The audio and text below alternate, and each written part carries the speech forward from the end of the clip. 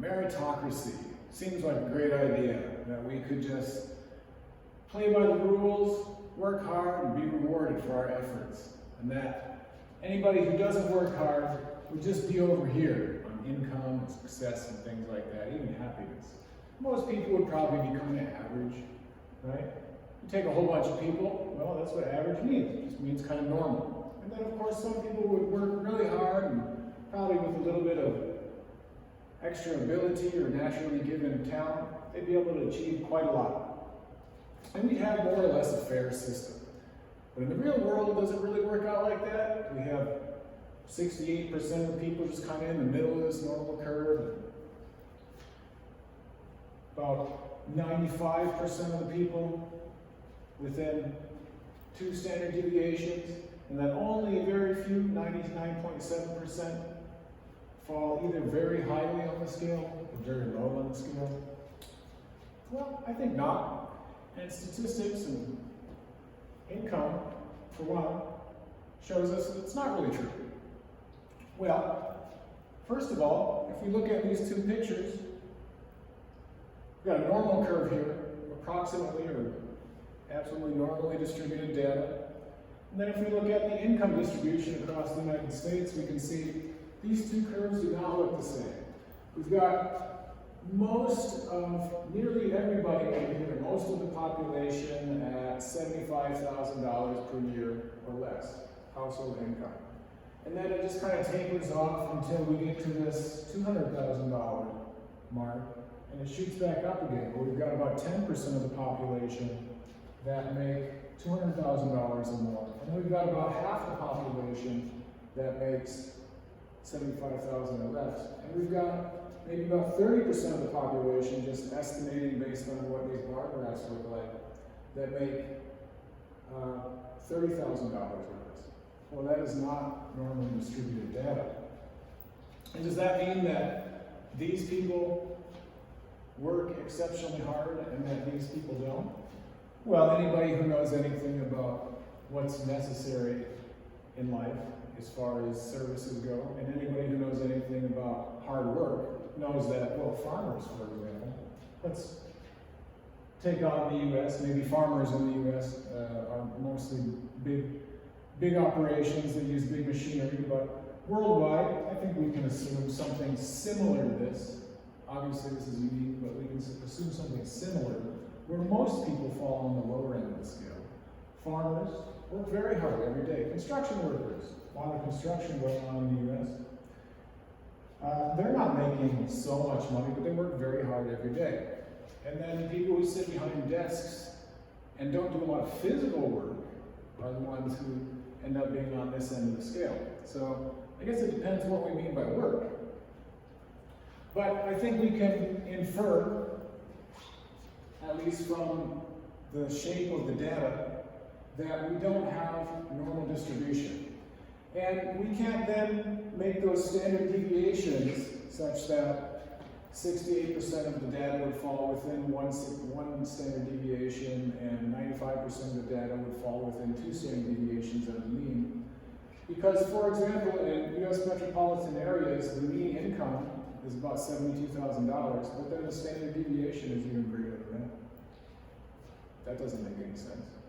So we can split them up into deciles, quintiles, centiles, percentiles, right? And if we go back to the normal curve, that's what we've got here too. This is the 50th percentile right in the middle. This is the 99th percentile over here, right, in this area, right? And then this is the first percentile.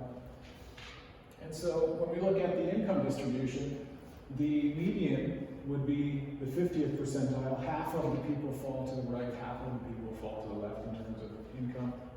But then we've got up here in the top 0.1% of income, we've got all these people. And so it doesn't really make good sense. It's not intuitive. It's not normally distributed data. Right? And so I'll go back to meritocracy in a moment. But we've come up with then alternative measures like the Gini coefficient. People are talking a lot about inequality, income inequality, and there are a lot of factors and aspects to that problem. So we can come up with different measures, like the Gini coefficient, or there are several that you can look up, that show how we can compare these income data without using that normal distribution, because they're not normally distributed. But let's take a look at what the problem is here. In the United States, for example, since 1985, we've seen GDP, that's gross domestic product, which is the total number of services and products that a country produces. It's grown and grown. But then we see this other thing here. This is GDP per capita. Sorry, this is real median household income. This is GDP per capita. So the GDP has grown and grown and grown. If we take the total GDP, which is the number of goods and services in nominal dollars, and divide that by the population, we've seen that per person GDP, or domestic output, has grown and grown and grown. But the income, household income, has fallen at points, stagnated, right? And overall, since 1985, if that's our base number, 100, inflation has actually grown at a greater rate over the past 35 years. We've seen a greater than 30% inflation rate. So that's where we hear in the news a lot. There's been talk of real wages have stagnated for however many years. That's what we're talking about here. If we take the growth, if you made $100,000, if you made $10,000 in 1985, you would be making $13,000 today, but the cost of living is considered to be much higher. Compared to GDP, the overall output of the economy has grown in leaps and bounds, and so we're not sharing. We're not sharing. Is that because people who are taking more are just working that much harder? Well, I don't think we should say that they're not working hard. It certainly takes a lot of work to become skilled enough to enter into a high-level position, and they have to work a lot, that's for sure. But are these people working that much less? I don't think so. I think most people would disagree that they are working less. And in fact, these people, this 80% of the population, the bottom 4 quintiles, the bottom 80% on the income scale, are the backbone of the economy, that these people at the top quintile, the top 20%, couldn't survive without, right? And so everybody in these upper quintiles needs goods and services provided by people in the bottom quintile, right? And so without people in the very bottom quintile, we wouldn't have grocery stores or trash collection or food and shelter and the things that we need to absolutely survive, right? So that is the foundation of a functional economy, yet they're paid incredibly low salaries compared to people who maybe provide a great service, maybe don't, maybe produce junk or things that are of no real value as far as survival or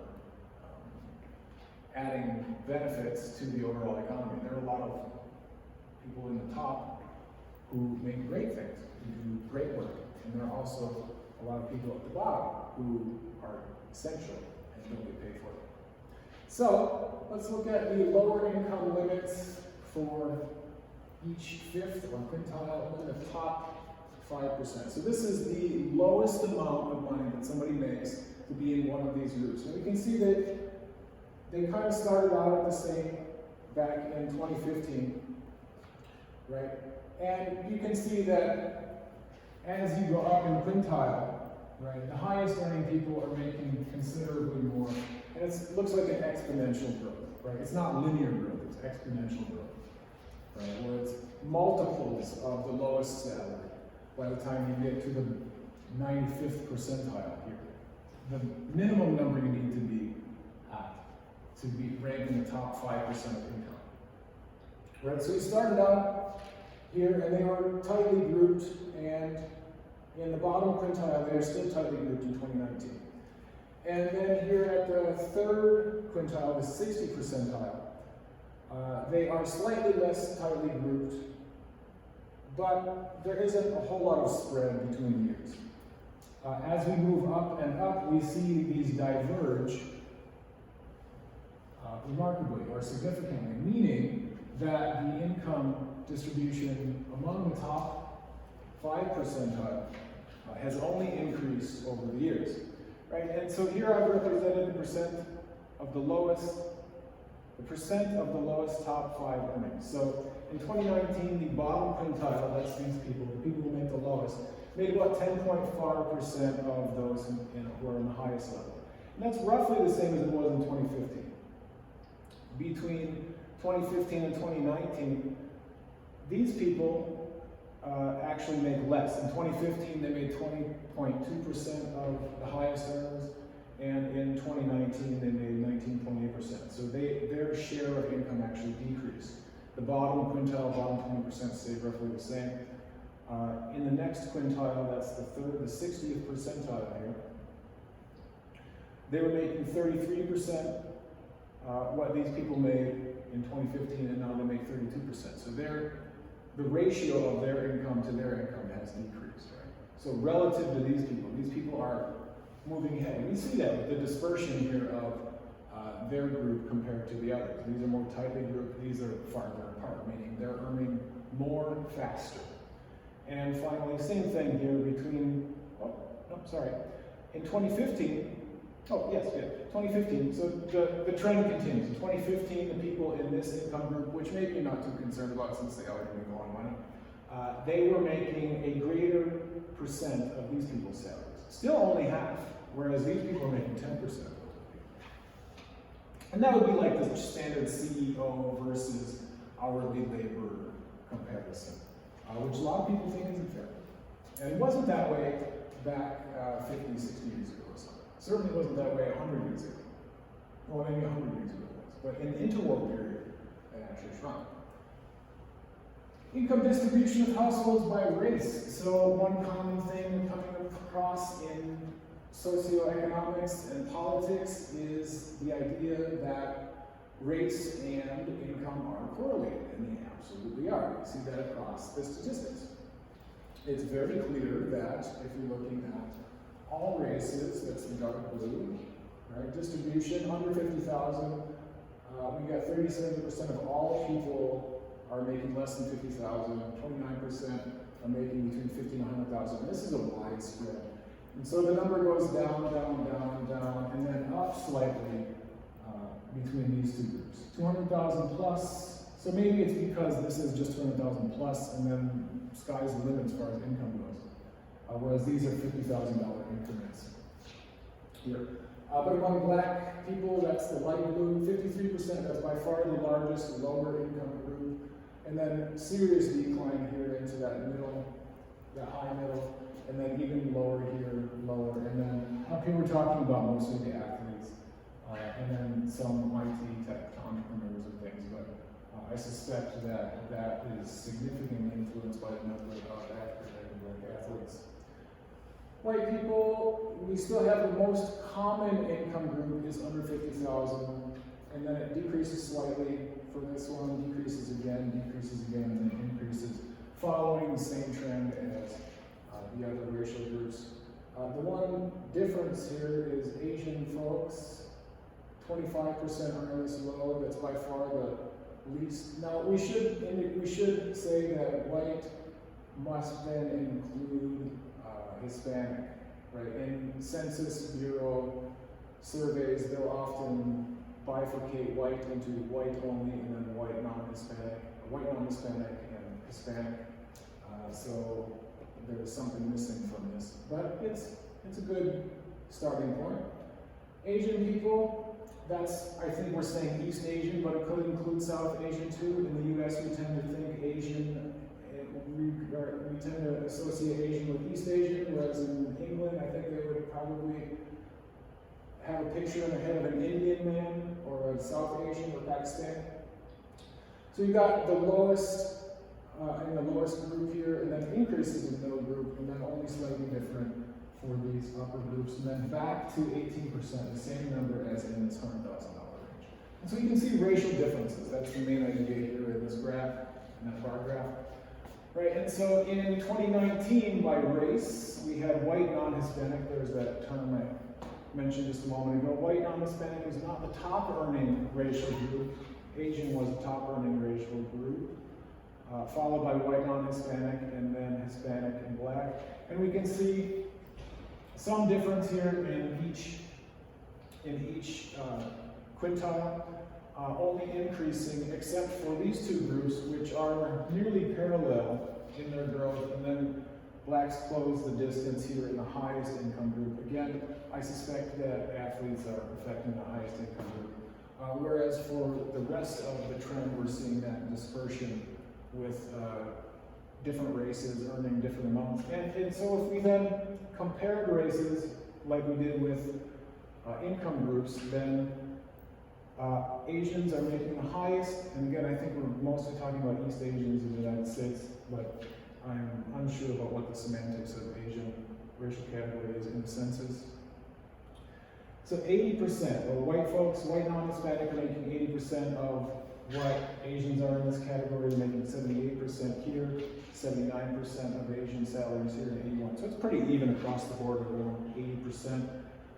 Black folks are making 43% what the Asian group is making at the bottom quintile, 45%, 49%, 53, and 56%. So increasing, they're closing the gap there across the income distribution.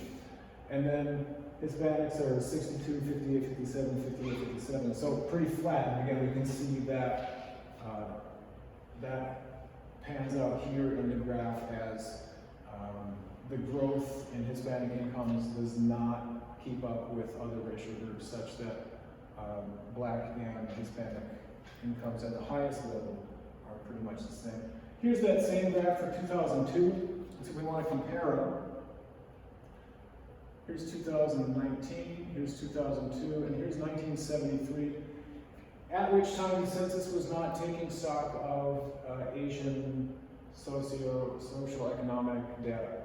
So unfortunately, I don't have the Asian racial category available for 1973 because that was not surveyed, apparently. Perhaps the population was lower.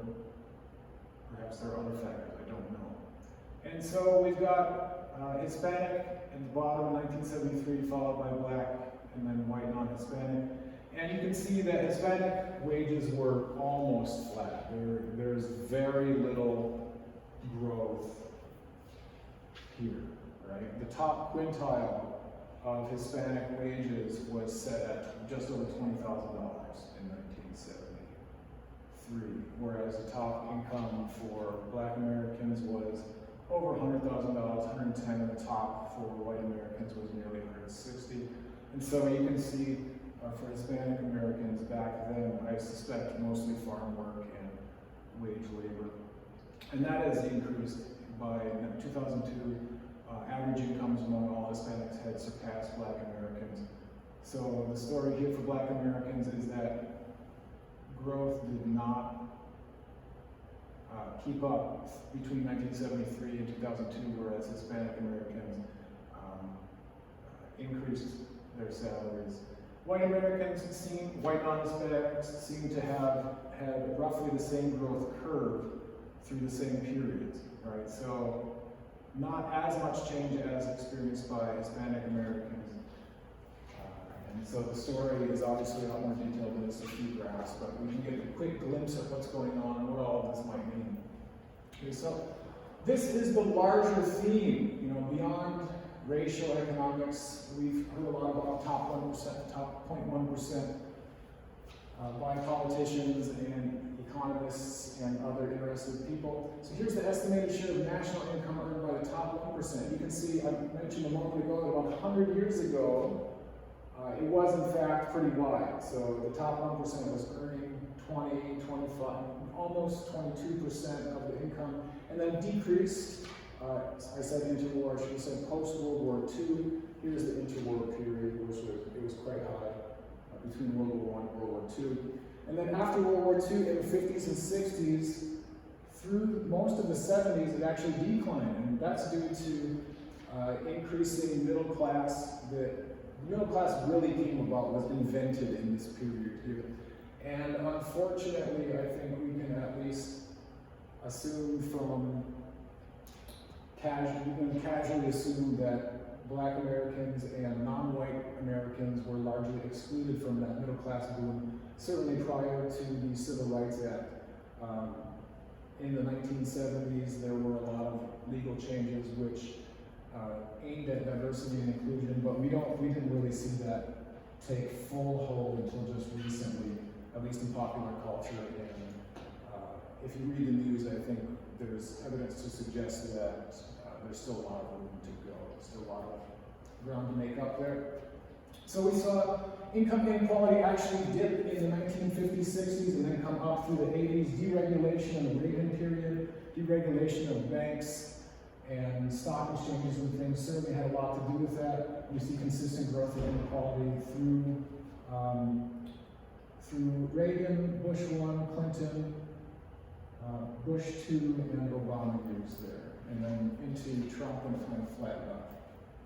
But in this period, you get a lot of jagged sort of motion. In the interwar period, obviously a lot happening there before World War II, and we see a precipitous decline because of taxes and because of the way that the American labor force was mobilized and the American economy was affected by the World War II. And then we see a slight increase after World War II when private capital was ascendant again, but then some unionization and social policy making certainly helped to decrease that wealth inequality, even though if 1% of the population is making 10% of the income in 1970s, that's still quite a lot of money. Same basic idea, median income per adult, percentiles. We see the top percentile, and this is basically the same idea again, the top 0.1 percentile making incredible salaries, incredible gains, starting in the late 70s. The Reagan years kicked off a new era of policy, and then it's just been up and up, despite some short-term recessions and downturns in stock prices and things like that. Compared to even the top 1%, here we have the top 1%, compare the top 0.1%, the top 1% looks like our bottom quintile as far as real wages are concerned. They're nearly stagnant. So a lot of the story of the top, the upper crust there is just those highest earners. The CEOs, the billionaires have managed to increase that gap to nearly insurmountable distances, right? So let's look at the percent change in median income for top income groups, bottom 90%. That's nearly everybody, right? That's 90% of the population. In the financial crisis, lost 5%. You can see that higher income groups were more invested in the stock markets and properties. I've read that about 10% of the population owns about 90% of the stocks, and so you can see that the bottom 90% was not nearly as seriously affected during the financial crisis. Post-financial crisis, stock market boom. You can see almost all of that wealth went to people who were certainly invested in financial products, and then people who were maybe reluctant or lost everything might have seen some income growth, but financial asset growth probably minimal. And then between 2007 and 2019, this is from pre-financial crisis until just last year, 2 years ago, excuse me. We saw stagnant through the bottom quintiles and then a lot of action up top. Not quite as much as post-financial crisis, but this is the real story also, that if people gained this much, gained 6% post-crisis and they lost 5%, 6% in the crisis years, well then they really only gained 5%, which is not much, not keeping up with inflation, to say the least. Household income mobility is another tragic consequence of this extreme inequality. What that means is that people in the bottom quintile, the bottom 20% of the income scale there's a 69% likelihood that they're going to stay in that bottom quintile. And you can see that with each group, that they're most likely to stay in their own group, right? So, bottom quintile has about a 20% chance of moving up one quintile, has about 5.7% chance of moving up two quintiles, 2.7% chance of moving up here, and a 1.5% miserably small chance of moving up here, and I suspect that's a lot to do with celebrity. Right, and the trend is the same for each category. Now, this middle class, this is the real important one that a lot of politicians like to talk about. 45, 19, and 7.5 is over 70% are either staying in that same quintile or moving down. You've got about 27.5% chance of moving down. Right? Here there's a nearly 20% chance of moving down. Right? And roughly the same moving up. You've got a 20% chance of moving up if you're in this middle one, but you've got a 27% chance of moving down. Compared to the fourth quintile, you've got about 50-50. If you're born in the fourth quintile, then you're going to probably stay there 50-50. Stay there and go up, you've got about a 70% chance of staying there and going up. And then you've only got about a 30% chance of moving backwards. And then finally, 70% chance, 71% chance of staying in that uppermost quintile. And this is where meritocracy really comes into play, where the people who are born into these classes, their parents understand the value of quality education and a certain type of hard work from a young age. So they're enrolling them in great schools, they're putting them with great teachers, they're getting them tutors, they're getting them technologies that will assist their learning, and they are teaching their children from a young age through either direct instruction or via some intermediary, a teacher, a tutor, etc., to compete in the classroom and then earn spots at top colleges, some 80, 90% or something like that, of top college admissions go to this group in particular. And so that acts as a sort of springboard or a compound, there's a compound effect whereby this group will see those, say as the flywheel turns, then it only increases their likelihood that they're going to stay in this group or they're going to move up. Whereas with the lower groups, there are a lot of other factors that limit their success. However, it is possible to move up, of course. I don't think anybody's arguing that it's not possible to move up. For the entire population, maybe for individuals, we could probably have some arguments there.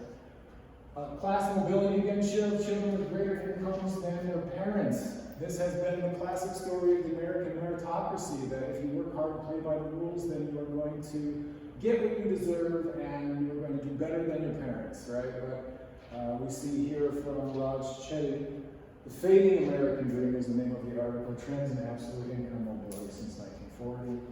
Those born earlier in the 20th century, there were opportunities abundant, some 3% or something like that of people who were aged 19, 20, etc., somewhere around there in 1950, 60, 70, had a college degree. If you had a college degree, a bachelor's degree in nearly anything in 1970, you were golden. You were nearly guaranteed some work. And of course, there are racial and other factors that play into that. But it's safe to assume that there was greater opportunity for most people who were born earlier in life. And so, by no fault of their own, people born in 1980, 1984, have about a 50-50 chance of doing better than their parents. And there are a lot of extraneous, external variables, macroeconomic variables regarding growth and growth in certain industries, the defactorization of the American economy, move towards the service industry, which are lower paying jobs than factory jobs, which dominated that middle class here in the 60s and 70s. Certainly factory jobs were what America made in these times. Whereas you can see maybe the shift in this type of opportunity has moved over to places like China, where there's a lot of manufacturing and growth opportunity. The main story here is that when some older folks say that young people are eating avocado toast too much, or whatever the trope is, and that's the reason, their own laziness is the reason they're not doing better than their parents. The statistics are showing there's something else going on. Now, of course, on a case-by-case basis, we can't make all of these sweeping generalizations for everybody, since correlation is not causation. That's important to remember. However, there's definitely something else going on. There are trends that we can't really avoid. So mean family value of financial assets, Again, by quintile, 20%, 20%, 20%, 20%. And then top decile, 9th decile, this is 90 to 99%, this is 80 to 89%, this is 90 to 100%, or 99.99%, etc. They've increased, so at the bottom quintile, if you were in the lowest 20th percentile, you've increased your wealth since 1989, your family's increased their wealth by 68%. Does that keep up with inflation? If you're in the second quintile, well, actually that's pretty good compared to the second quintile. Look at that. So they've done quite well. Bottom quintile has increased their household wealth by quite a lot. That's the success story here in the lower middle classes. The bottom, we lifted up the bottom. So the people who were extremely poor in 1989 are not nearly as extremely poor now. Despite what it might look like in those positions, because nowadays we're expected to have more gadgets that cost more money, that the cost of living is different, and people have different expectations. However, by comparison, poor today is not nearly as poor as it was back in 1989. Second quintile, can't really say the same. They're probably poorer on average. They've grown 5.6%. That definitely does not keep up with inflation over 30 years. Definitely not. So their mean real value of assets has gone down. Here, up 50%, that's pretty good. So the middle class, the upper middle class is doing well, and then obviously the upper classes are doing incredibly well. Whereas poor in 1989 was poorer than poor is today. Rich in 1989 was not nearly as rich as it is today. And I think we can abstract this onto history and say that the difference between rich and poor today is wider than it has ever been.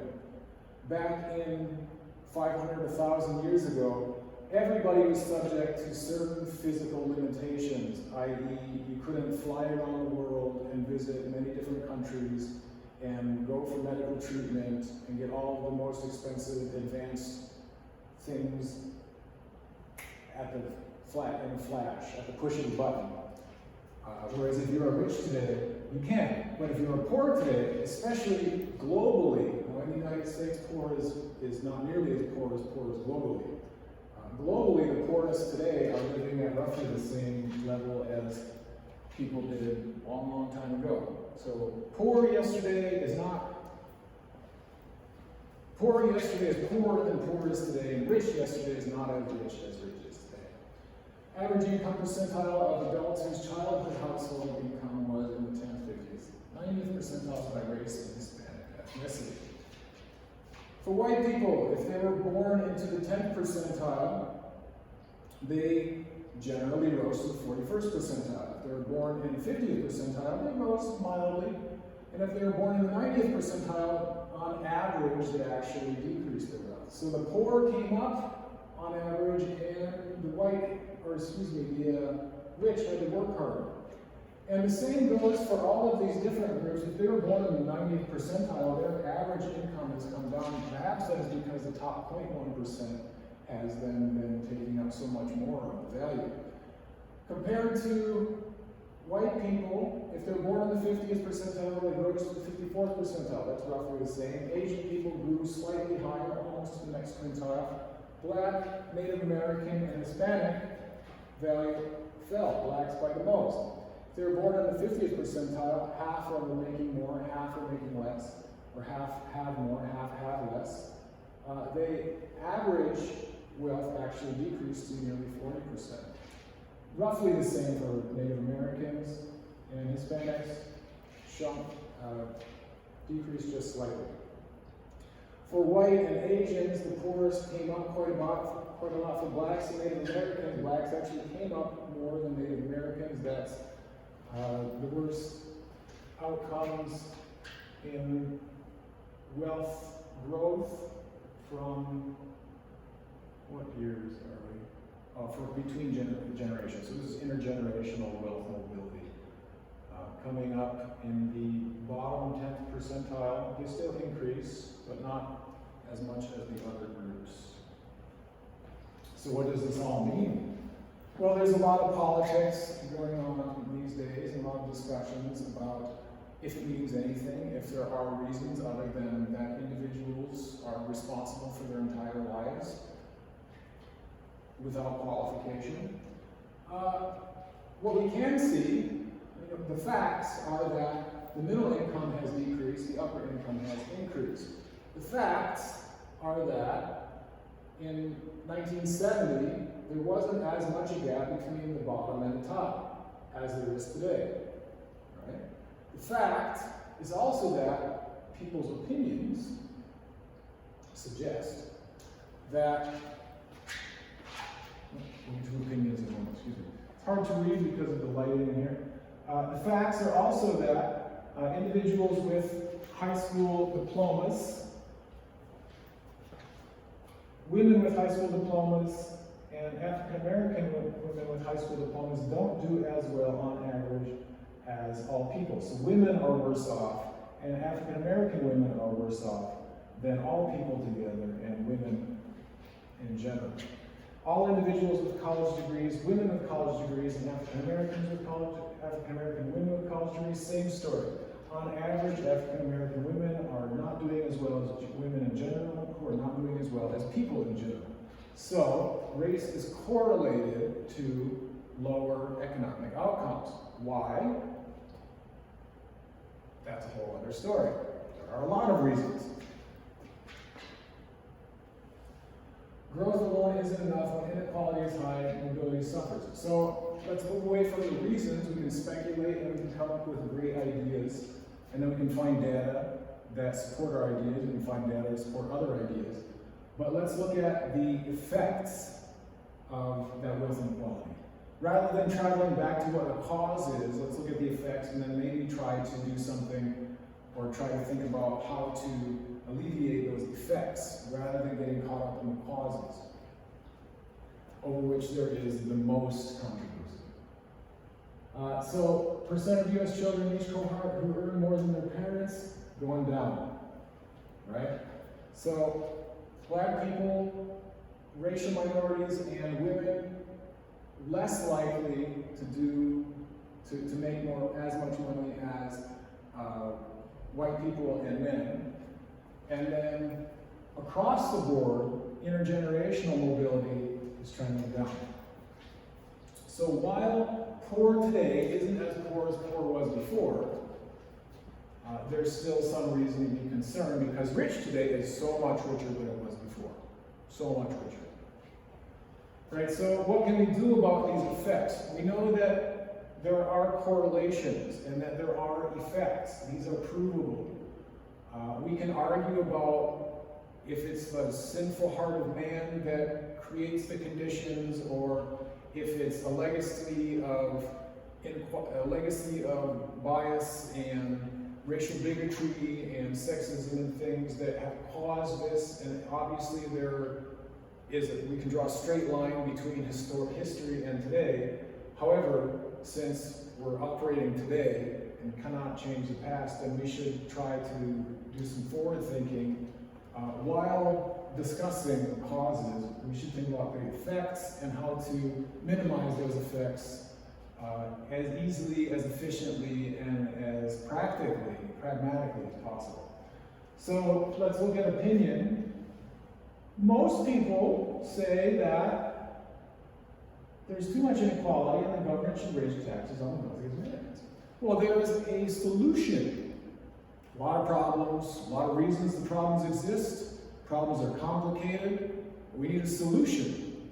Knowing that there's a problem, great. But a problem without a solution is just another problem. So, solution, tax the wealthiest. Another one of these Pew Research surveys showed that people do not want the middle and lower classes to be taxed, but the rich. And there's some variance and some difference between political affiliation and income group, who wants more, who wants less, but on average, more than half the country wants more taxes on the rich. Makes sense. Back 50, 60 years ago, taxes on the rich were incredibly high, until Reagan, when we saw that huge divergence in income among the top group compared to the lower groups. No consensus on major contributors of economic inequality, and that's what I was talking about here. Consensus means that there's a general agreement. Sure, a lot of people agree that it's this, or that it's that, or that it's that other thing, but a lot of people disagree too. There are large groups of people who have fundamental, very serious, clear disagreements on what the causes are. So to get stuck in why it is this way might be a distraction, it might distract us from solving the problem. And so I think we can strike out this whole you did it to yourself, and only you did it to yourself for every case, because the data just don't pan that out. But why and how each and every person has the life that they do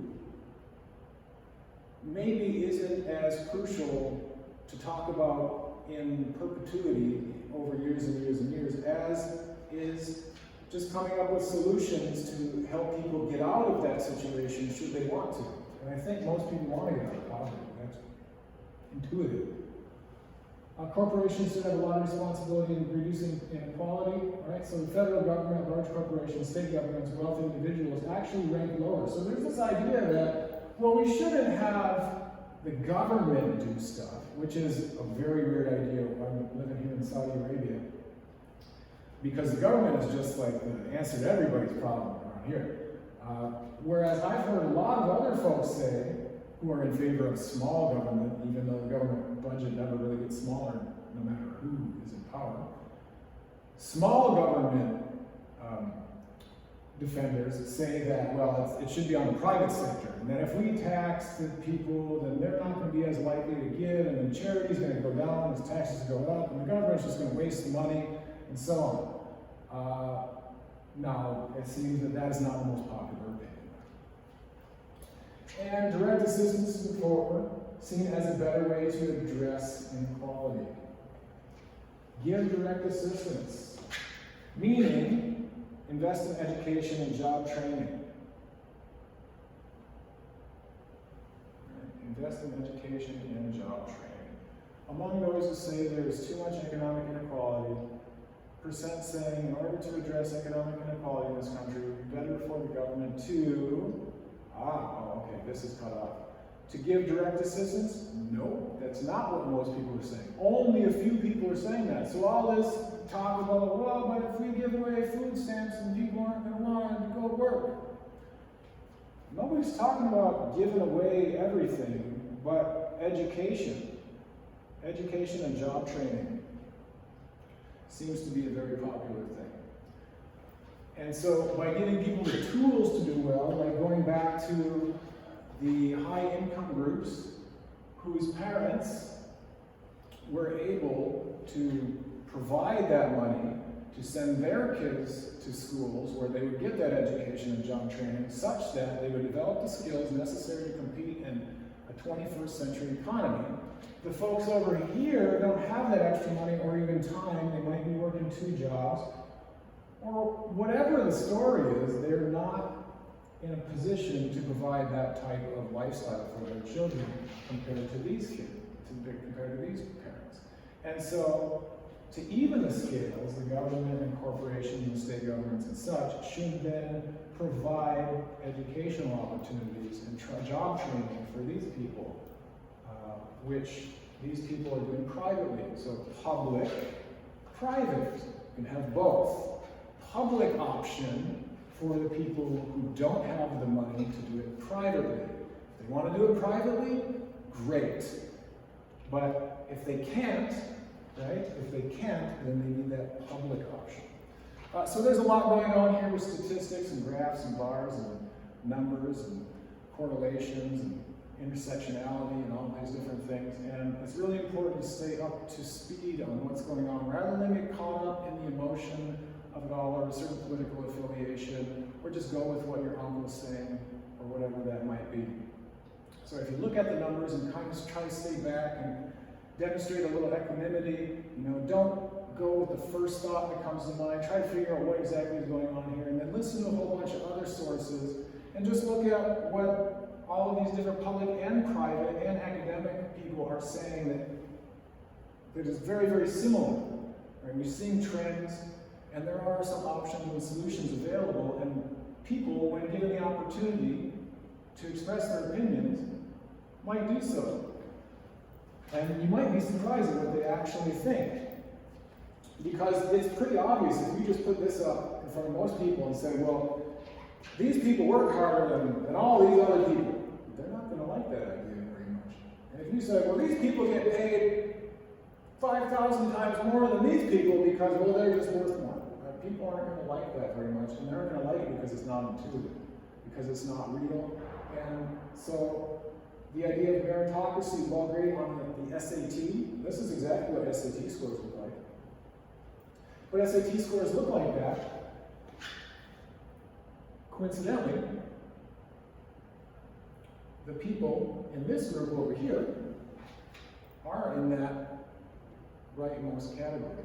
The people in this group over here are typically over on the left. And so, I mean, is that a self-fulfilling prophecy? Maybe. Shouldn't be, though. That's my main idea.